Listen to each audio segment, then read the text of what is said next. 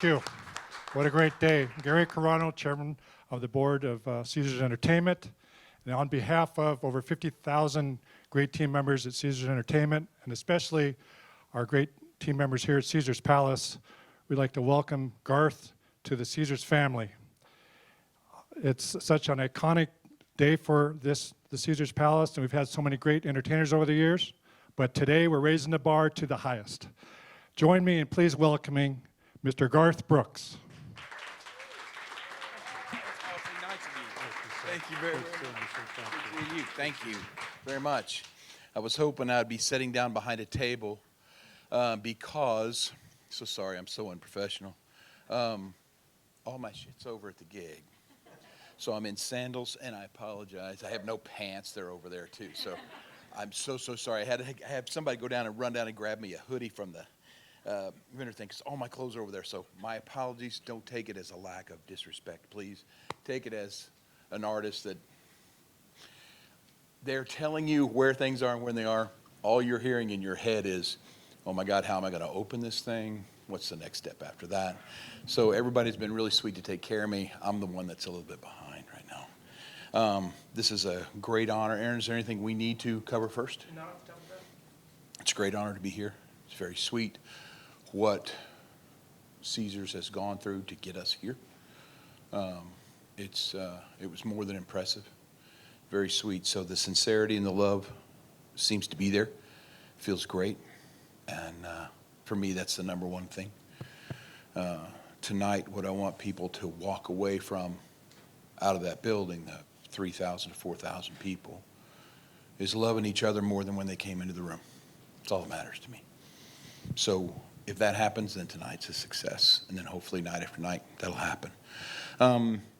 If anybody's ever done a press conference with me before, you know what's getting ready to happen here is I'm getting ready to tell you that it's easier for me to talk with you than to you. So what I'd much rather do, hi Cindy, what I'd much rather do is just take questions. That way it's more of a conversation. And anybody that's operating cameras in the back, if you have questions, raise your hands too, and we'll try and get them. We're not doing any one-on-ones after this or anything. This is it, right? We are doing one-on-ones. Okay, good. Okay, so anybody that's got one-on-ones and you want to save the question, then we'll do that. I was told that probably. Sorry. Very good. Yes, sir. Hi, I'm Matt with Music University. Hey, Matt.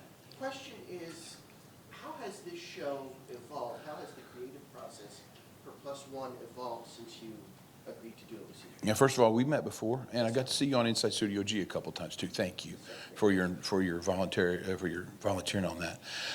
How this is different from the Win Show? That's the main thing for me, because I don't want to come out and do the Win Show again. I love the Win Show, but the Win Show was the Win Show, right? So I'll tell the people tonight I can't just do the Win Show all over again. You know, born in '62, Dad was a Korean War veteran, Mom was a singer. So I think I'm going to be born in 1983. Start it tonight, kind of get a little younger, be good. No, I don't know. I think the way you do it is bring the band. Because the one thing that was missing in the Win Show was the muscle, right? When you sit here and you sing and everybody gets to come in and you're here, that's great. But when you want to play Call in Baton Rouge and everybody loves the fiddle on that, it's here now. So it's pretty cool. It's like a real expensive car. You can get as quiet as you want and as smooth as you want. You step on that gas, it's going to get loud and it's going to get hectic. And that's what we want. I want to try and take you through the roof. Then I want to try and drive you through the floor. Then I want to try and take you through the roof again. I want you worn out when you get out of here, because it's only fair. I'm worn out when I get out of here. So I want us all to feel the same thing. Yes, ma'am. What is your name? Phyllis. Hi, Miss Phyllis. Hi. This is your second residency in Vegas, obviously. What do you like about playing here, and what do you get from the audiences here that you don't get on your stadium shows? Well, it's kind of weird, and please forgive me, this might get a little personal between me and you. There's a difference. Let me have your hand. There's a difference in just holding your hand like this. That's what you're going to get to do tonight, right? And then the difference between come up and rapping your head like the stadium. It's crazy and wild. Even the room itself. Yesterday, I've come up with a huge problem. It's one of the greatest sounding rooms ever. But there's nothing coming back because it's meant to absorb the sound. We play in places where it comes back 16 times, where you can start a song and still hear the beat from the last song ripping around up in the roof, you know, of either the stadium or the arena. So I think that's the big difference for me is you get to come here and the music, and make no mistake, you can be playing 60, 70,000 people, and you can feel that one-on-one feel. But here, you get to hold each other's hands. That's nice. Because if there's ever a message that you ever can get across of how grateful you are that, one, you get to do this and do this long, this is your chance to do it. Yes, sir. Hi, Mark with People Mag. Hey, Mark. The plus one concept, how difficult or how easy is it to get these people to be your plus one for the evening? Well, that's the music. They've been my plus one my whole career. It's been very sweet. You know, I've seen other acts when people start singing go, no, I got this. Not me. I need all the help I can get, right? So when they start singing, I love it. So I think when the band gets here, I think what's going to happen is they're going to get louder when they sing. And then when the band goes away, I hope they stay at that volume when they sing. Because the favorite thing for an artist to do is to look out and see somebody that there is nobody else in the room but them. They got their eyes closed, they're singing, their hands are out, and the people around them are, you know, doing this kind of thing because they're having the time of their life. That's what you want. So I think that's the whole plus one. It starts with me and you, but then, hey, watch what happens when Jimmy Mattingly comes in with just a fiddle, or when Robert and Vicki just do background vocals. That song gets really close, but it still has all the cool things you like, and you're not missing anything. And then, if I'm lucky, Miss Yearwood will come out on the nights that she can be here.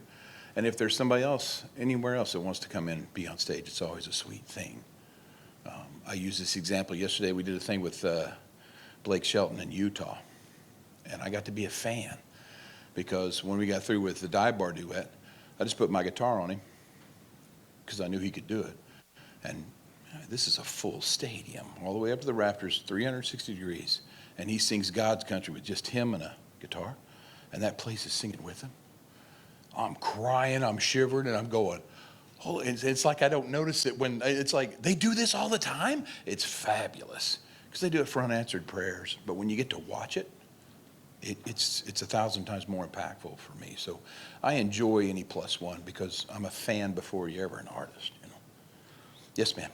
Speaking of plus one and some of your friends in country music, Reba McEntire said this week that she would love to collaborate with I you. heard that. So, if you two were to do a song together, what kind of song would it be? I don't know, because you know her? I mean, she's tough. Well, not like you. She's tough, man. I was lucky enough, Bob Dole set us up to go tour with her when we first started out. And I got to go to the University of Reba McEntire. And I don't know if this is your way in your industry, but it probably is, and you'll relate to this. A woman has to work 1,000 times as much to get 1/10 as much as a man does out of it. She never bitched about it, never did. She just rolled her sleeves up and went to work. And I watched her every day at sound check. You got to hang with her. So whatever we would sing, it would have some strength to it, because that's who she is. I love being a partner. So we just recently did the ACM Awards with Dolly. Really professional, I mean, rock solid. And I love having a partner that if you slip, they've got you. If they slip, you've got them. They've got you because they're professional. I've got them because it's an honor. Because Dolly and Reba, there's a kind of a rule in music. Anybody that comes before you is a god. Anybody that comes after you is a punk, right? So I'm a punk to Reba and Dolly, right? But I love them very much. You did not introduce yourself. I'm sorry. I'm Carissa with CMT. Carissa, it's a pleasure. Are you out here? Are you in Nashville or are you out here for this? Nashville. Really? Not for the show. Good deal. I hope you like it. Garth, John Tenson, the leaders of the Review Journal here in Las Vegas. Hey, John. Welcome back. Have we not met before? I thought so. Yes, sir. At the opening of the Encore shows. Yes, sir. So, and my question is, a lot of what you've done in Las Vegas has been groundbreaking. Most of the Encore shows were That's unique. sweet. You're the first country artist to play Allegiant Stadium, one of the first to play T-Mobile Arena in Las Vegas. Yes, sir. We're coming into this series now, this residency here at the Coliseum. What's the next thing for you to achieve related to Las Vegas? What's up there? I don't know. I mean, it's just Vegas. Vegas gets this. Vegas, you guys have this reputation that everything's smoke and mirrors, trapeze, everything's show and art. But when you get in here, what you find is the people who fill those seats know their music inside and out. I knew that when I played, we played, what was the place that the Wind got built on? Yeah, the Desert Inn. The first time we played the Desert Inn, those people knew their stuff, and they knew it inside and outside backward. So when we came back for the encore, people thought it was kind of an odd fit. I already knew what I was getting ready to walk into. And it didn't matter. You could play Ain't No Sunshine when she's gone. They were right with you, right? Or you played He Said I'll Love You Till I Die. They were right there with you. So it doesn't matter what you play. These guys know their music inside and out. So as groundbreaking as that might be, for me, I just want to see how far the music will go. I truly believe it's a gift. And it's not my decision when it stops and when it starts. You guys are sweet enough to let me go home and raise my babies. And then you were crazy enough to let me back in. And I'm just going to enjoy it from here on out. Just see how far it takes us. Yeah, Cindy.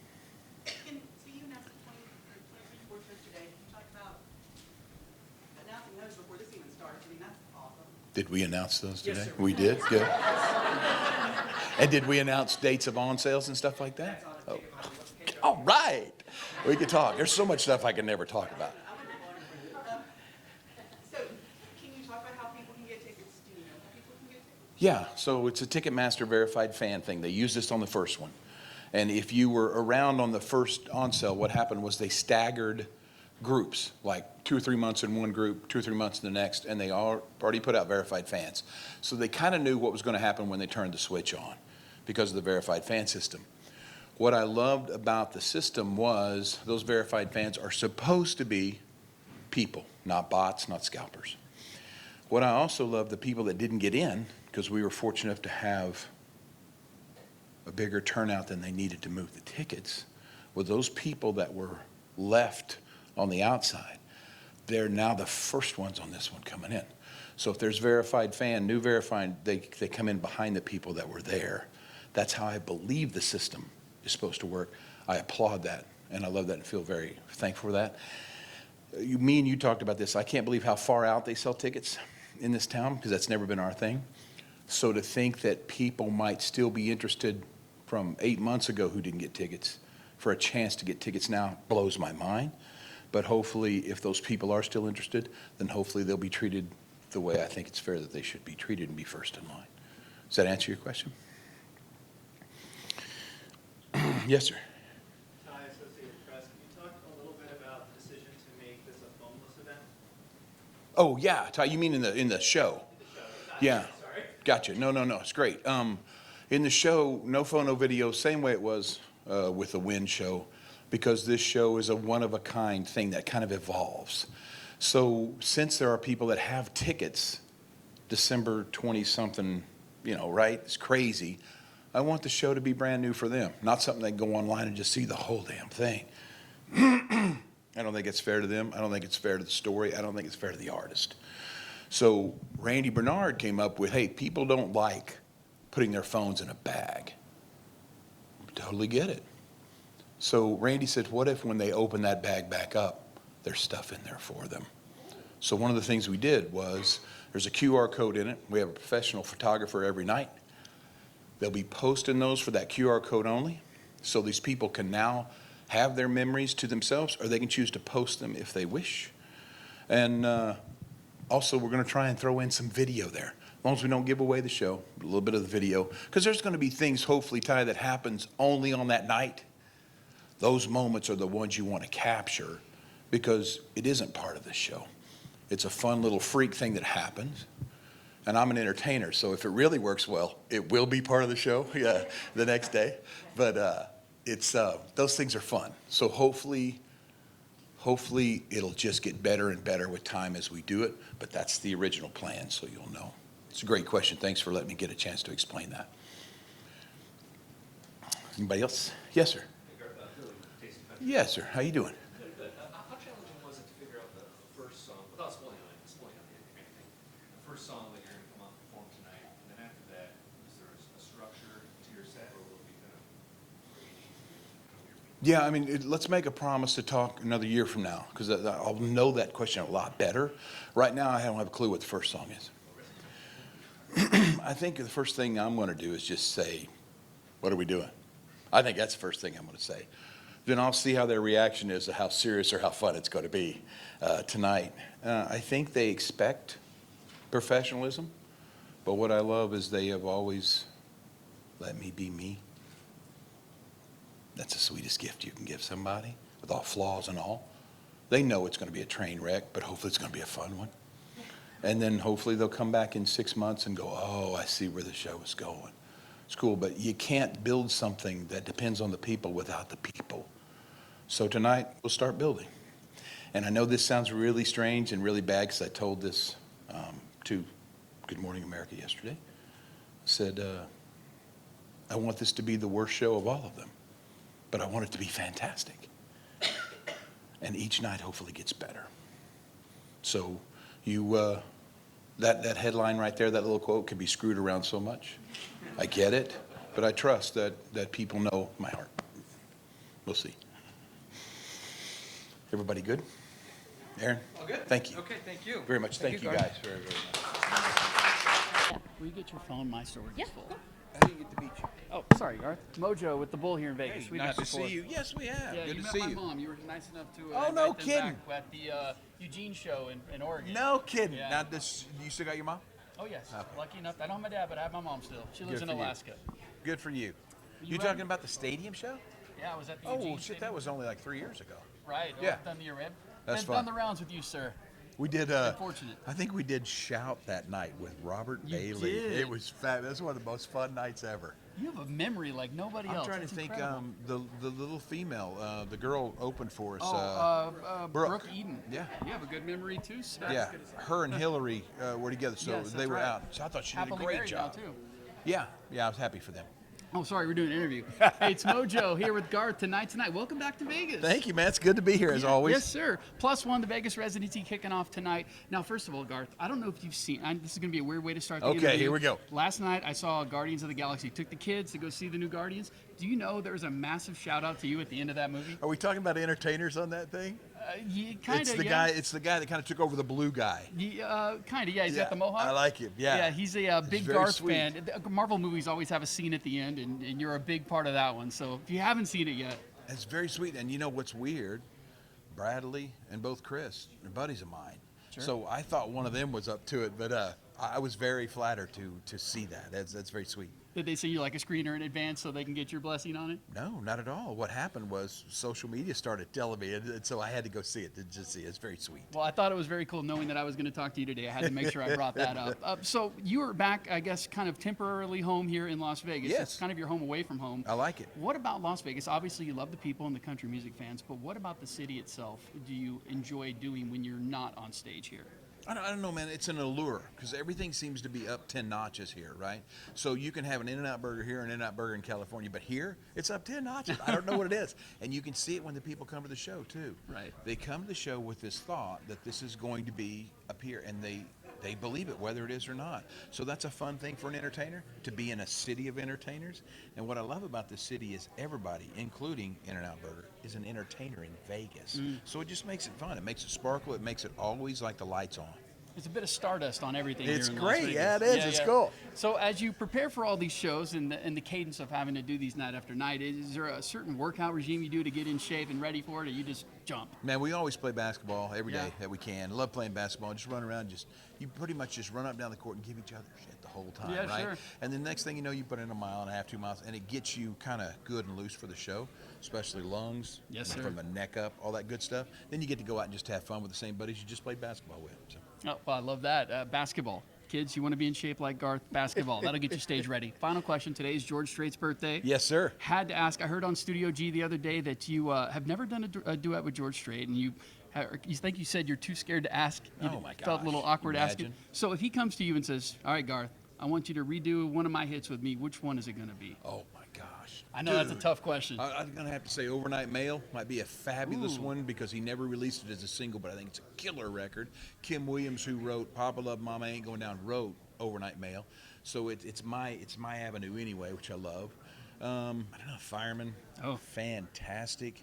That's a tough one, man. I mean, he's got like what, 60 number ones? A lot, yeah. I think he set the bar. Yeah. Well, there's no wrong answer. Garth, Thank you. looking forward to seeing the show tonight. Great Welcome seeing you back again. to Vegas. Thank you, man.